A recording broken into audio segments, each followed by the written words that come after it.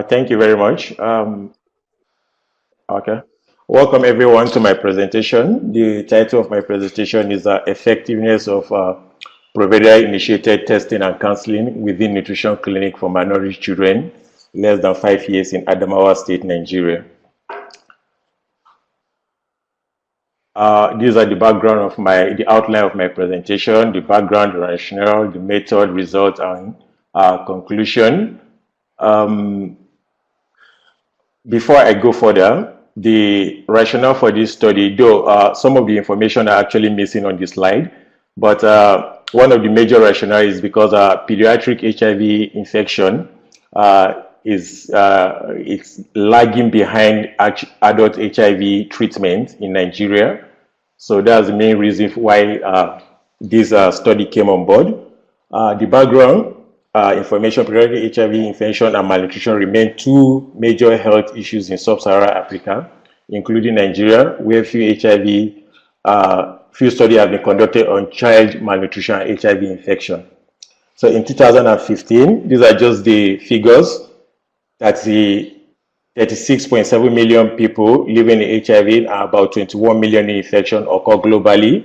Then Nigeria has the second highest burden globally, with an estimate of 3.2 million people living in HIV as of 2015, before the study was conducted. But currently, the last study prevalence showed that Nigeria has 3.2 million.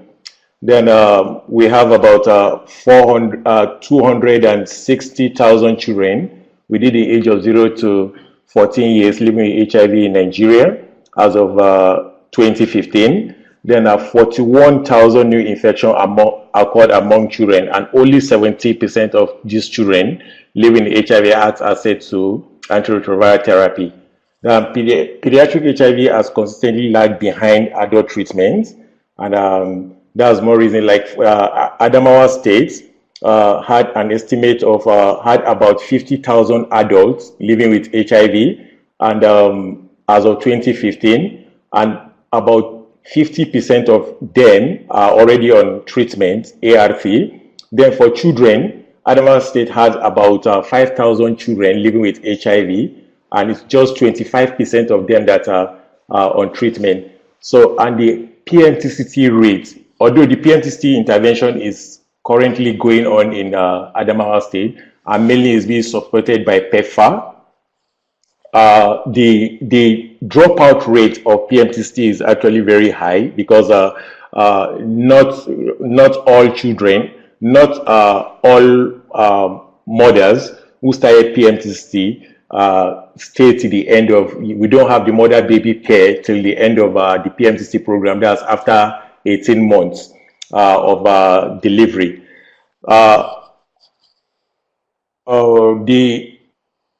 The current HIV prevalence for Adamawa State is 2.5%, and the rationale, like I said, Adamawa has the highest proportion of malnourished children. Their malnutrition is also one of the clinical indicators of HIV in children who survive infancy undiagnosed. The HIV testing is the entry point to assess HIV care.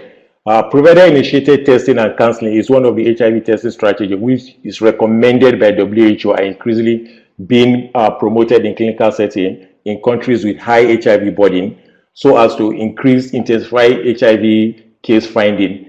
PITC regularly initiating an offer of HIV testing, regardless of the reason for presentation, in the context of in which there is an assured provision or referred to good preventive and treatment. The goal of PITC is to deliver HIV testing to a high number of health service users. Coverage remains inadequate, especially among children. Then provider-initiated testing and counseling integration with specialized specialist services has been shown to be acceptable and visible and effective within pediatric inpatient ward immunization, ANC, TB, and STI services. The method: this study is a quantitative study, and the study was conducted in 2 PACs, offering community management of acute malnutrition, that's CMAM, outpatient therapeutic program for the treatment of severe acute malnourished children. And for this, the method of sample selection was actually purposive sampling, because out of the 90 CMAM PHCs that are eligible for that were offering CMAM services, we only found 2 to be eligible, because these 2 were actually delivering HIV services from the inception of the CMAM program. Then a 6-month evaluation of HIV testing services for malnourished children less than 5 years was conducted in 2 PSCs in high density ward in Adamawa State from April to September, 6 months. Then clinical services were delivered by community health extension worker. HIV testing in the PSC is usually performed by trained counselors, and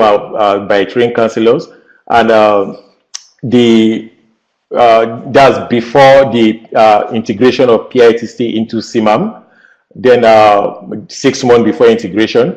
Then we now looked at the period of 6 months after the integration of PITST into CMAM. We compared these 2 periods to see what is the yield of HIV testing and the acceptance of HIV testing using the PITST approach. Before, these are some of the preparation were actually done.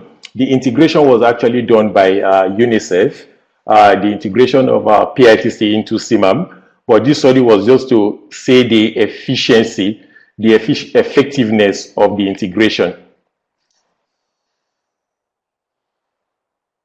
This is the result for the period April 2015 to September 2015. That's the period of HIV testing before the facility we are conducting HIV testing, before the normal integration of provider-initiated testing and counseling into the CMAM OTP.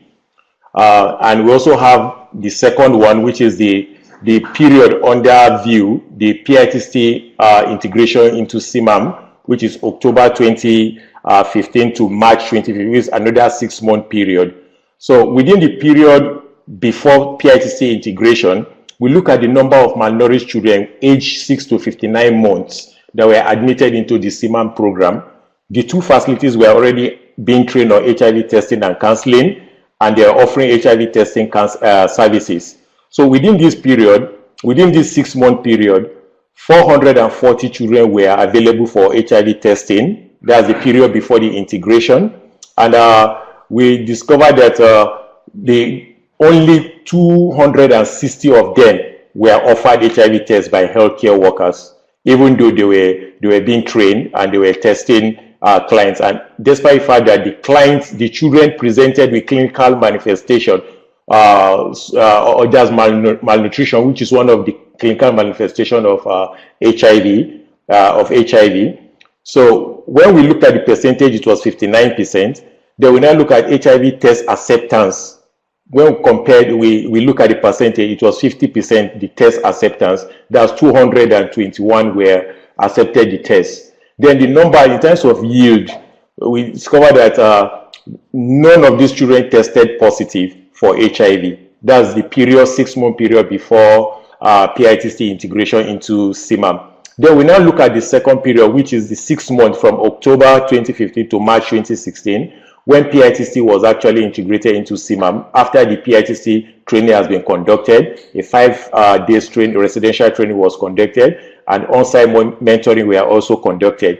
So within this period, there were 278 children were available for testing, and with the provider-initiated testing strategy, integration into CMAM, the 278 of them were offered HIV tests. That's 100%, and HIV testing acceptance was 273 of them accepted the test. Only 5 caregivers declined the test. So the acceptance was 98%. Then in terms of yield, out of these 273 children, we found out that 4 of them were HIV positive. So when we look at the positivity rate, it was 1.5%, and it's somehow close to the program prevalence of Adamawa State, because the prevalence of Adamawa State is 2.5%. This is just the result, the breakdown of results.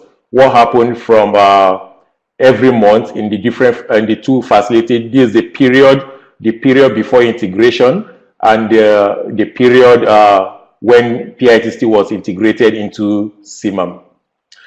Then we also look at, we calculated the relative risk to calculate the chance of a child visiting the clinic during the period of integration, the chance of the child receiving HIV test, and we got it to be 0.03 at 95% confidence interval level.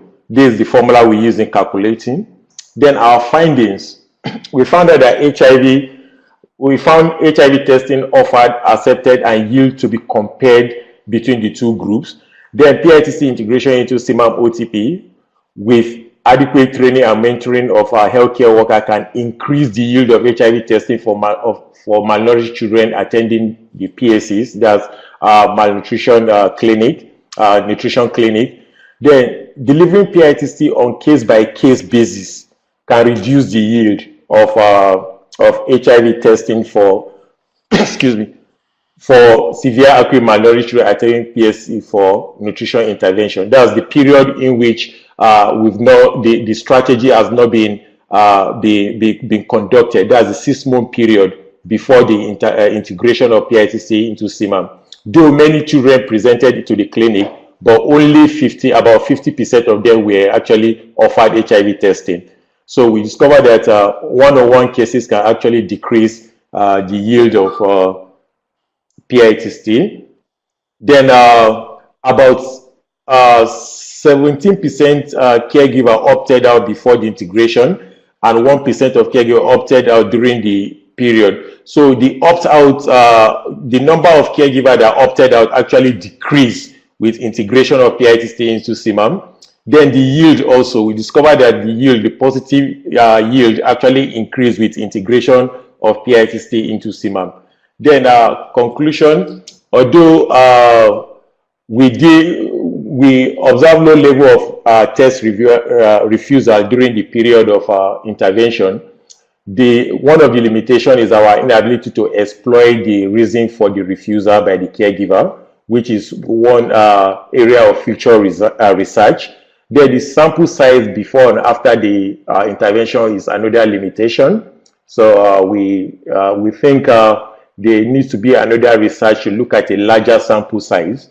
Then PITST integration with nutrition services increase the proportion of malnourished children undergoing HIV testing, resulting in an overall increased yield of HIV positive diagnosis. Then the intervention provides an effective approach to reduce missed HIV diagnosis in this. Thank you for your nice presentation, Mr. Samson. Thanks, it's a wonderful presentation.